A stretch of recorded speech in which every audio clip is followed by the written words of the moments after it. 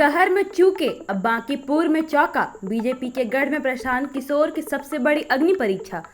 करगहर से मौका छूटा, राघोपुर से भी पीछे छूट गए और अब सीधा बीजेपी के सबसे मजबूत किले बांकीपुर में एंट्री। सवाल यही है कि क्या चुनावी रणनीति में मास्टरमाइंड प्रशांत किशोर आखिरकार अपना पहला चुनाव जीत पाएंगे या फिर जनसुराज की हार का सिलसिला जारी रहेगा। जनसुराज पार्टी के नेता प्रशांत किशोर पहली बार खुद चुनावी मैदान में उतरने जा रहे हैं। ये चुनाव सिर्फ एक विधानसभा सीट का उपचुनाव नहीं बल्कि प्रशांत किशोर की राजनीतिक विश्वसनीयता की सबसे बड़ी परीक्षा माना जा रहा है। दिलचस्प बात यह है कि 2025 के विधानसभा चुनाव से पहले प्रशांत किशोर ने रोहतास की करगहर और वैशाली की राघोपुर सीट से चुनाव लड़ने का माहौल बनाया था, लेकिन आखिर तक मैदान में नहीं उतरे। अब जब बिहार में मुख्यमंत्री सम्राट चौधरी के नेतृत्व में एनडीए सरकार है, तब उन्होंने 31 साल में बीजेपी के कब्जे वाली बांकीपुर सीट को अपनी पहली चुनावी लड़ाई के लिए चुना है। 30 जुलाई को मतदान होगा, 6 अगस्त को नतीजे आएंगे। राजनीतिक जानकारों की माने तो उपचुनाव में अक्सर सत्तारूढ़ दल को बढ़त मिलती है। स्थानीय विकास, सरकारी मिशनरी का असर और सीमित चुनावी माहौल जैसे कई कारण सत्ता पक्ष के पक्ष में जाते हैं। ऐसे में प्रशांत किशोर के सामने चुनौती और भी बड़ी हो सकती है। वैसे भी चुनावी रणनीतिकार के तौर पर देश भर में पहचान बनाने वाले प्रशांत किशोर की राजनीतिक पार्टी जनसुराज अब तक चुनावी सफलता हासिल नहीं कर सकी है। विधानसभा चुनाव से पहले हुए 4 उपचुनाव में भी पार्टी को हार मिली थी। जीत के नाम पर केवल एक एमएलसी सीट ही उनके खाते में है। अगर 2025 विधानसभा चुनाव के आंकड़ों पर नजर डालें तो जनसुराज ने 234 उम्मीदवार उतारे थे, लेकिन मतदान तक 238 उम्मीदवार मैदान में बचे। इनमें सिर्फ एक उम्मीदवार दूसरे स्थान पर 128, तीसरे 73, चौथे 23 उम्मीदवार 5वें स्थान पर रहे। सबसे बड़ी बात यह रही कि 236 उम्मीदवारों की जमानत जब्त हो गई, जबकि 50 सीटों पर पार्टी को नोटा से भी कम वोट मिले।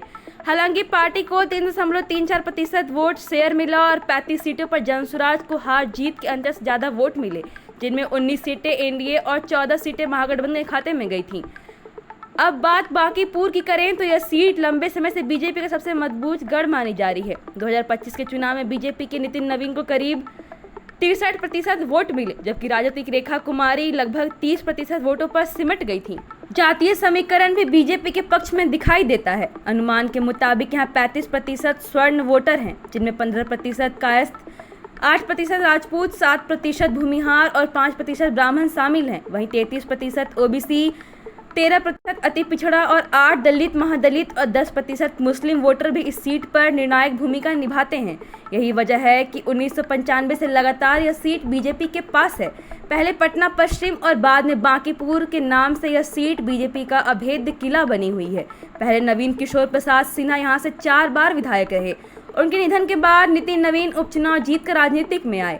इसके बाद वे लगातार 5 बार इस सीट से जीत दर्ज कर चुके हैं। अब चूंकि नितिन नवीन बीजेपी के राष्ट्रीय अध्यक्ष बन चुके हैं, इसलिए सीट खाली हुई और उपचुनाव हो रहा है।